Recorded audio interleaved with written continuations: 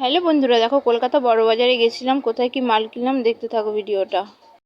তো হ্যালো বন্ধুরা, চলে এসেছি দেখো হাওড়া স্টেশনে দেখো কিরকম ভিড়। এরপরে চলে আসলাম হাওড়া ব্রিজে। এবার ব্রিজে একটু যাচ্ছি আর একটু করে ভিডিও করে নিচ্ছি, দেখতেই পাচ্ছ তোমরা কিরকম ভিড়।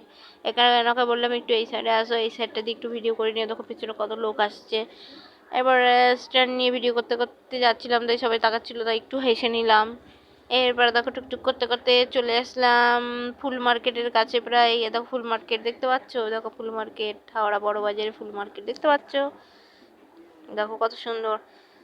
আর এ তো মানে একবার ক্যামেরার দিকে তাকাচ্ছে, একবার ফুল মার্কেটের দিকে তাকাচ্ছে, দেখতে পাচ্ছ দেখো কত সুন্দর। গাঁদা ফুল নিয়ে রয়েছে, ওই দিকটা দিয়ে সব বেলপাতা বিক্রি করে, এই দিকটা দিয়ে ফুল বিক্রি করে। এনাকে বলছি আর কতক্ষণ দেখবে, এবার চলো তাড়াতাড়ি, নাহলে বেলা হয়ে গেলে মালপত্র কিনতে পারবো না। এরপরে দেখো চলে আসলাম বাজারের কাছাকাছি, এখান থেকে মুড়ি আর ছোলা মাখা নিয়ে নিলাম।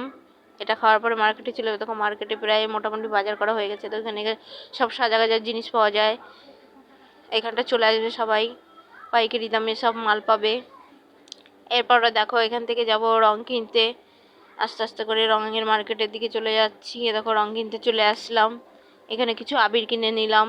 দেখো কত সুন্দর দেখতে পাচ্ছ, এখানে শুধু রং আর রং। রং কেনা হয়ে গেল। এরপরে দেখো এদিকটা দিয়ে একটু ভিডিও করে নিলাম। এরপরে দেখো সেই ব্রিজের কাছে চলে এসেছি, ফুল মার্কেট আছে এখানে। উনি একটুখানি ঘোল খেয়ে নিল।